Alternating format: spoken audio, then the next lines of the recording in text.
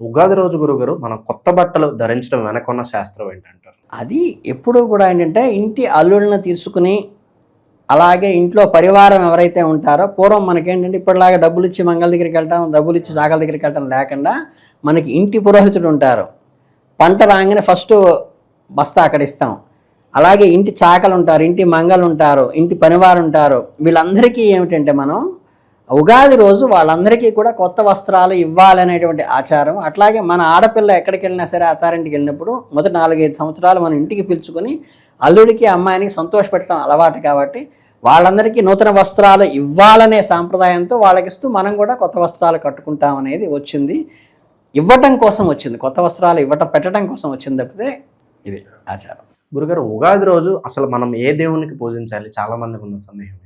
దేవుడు అంటే ఏంటంటే ఇప్పుడు మనకి శాక్తేయం అని, వైష్ణవం అని, శైవం అని రకరకాలు ఉన్నాయి.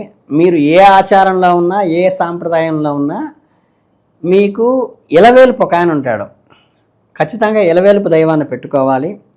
తర్వాత ఇష్టదేవతారాధన. మనం ఈ లైఫ్లోకి వచ్చిన తర్వాత ఒక దేవుడి దగ్గరికి వెళ్ళిన తర్వాత మనకి చేంజ్ అవుతుంది లైఫ్. ఆ ఇష్టదేవతను పెట్టుకోవాలి. తర్వాత వంశానికి కొన్ని ఆచారాల్లో మనకి గుడి అండి, మన అమ్మవారి గుడి అన్న, పోలేరమ్మన, అంకారమ్మ, రాములవారి గుడి, శివాలయం మనకు ప్రత్యేకమైన దేవాలయం ప్రతి వాళ్ళ కుటుంబానికి ఉంటుంది కాబట్టి ఈ 3 దేవతల్ని ప్రధాన పీఠాల మీద పెట్టి పూజించుకోవాలి. తర్వాత తల్లి, తండ్రి, గురువు, దైవం. తల్లిదండ్రులు బతికుంటే వాళ్ళకి పాద నమస్కారాలు చేసుకుని వాళ్ళకి బట్టలు పెట్టుకుని వాళ్ళ ఆశీస్సులు తీసుకోవాలి. గురువు, దైవాన్ని కూడా తీసుకోవాలి. వీళ్ళు లేకపోయినా సరే వాళ్ళ స్ఫూర్త్యంగా వాళ్ళకి అక్కడ బట్టలు పెట్టుకుని అది ఎవరికైనా ఇచ్చుకోవడం అనేది ఆనవాయితీగా ఉంది.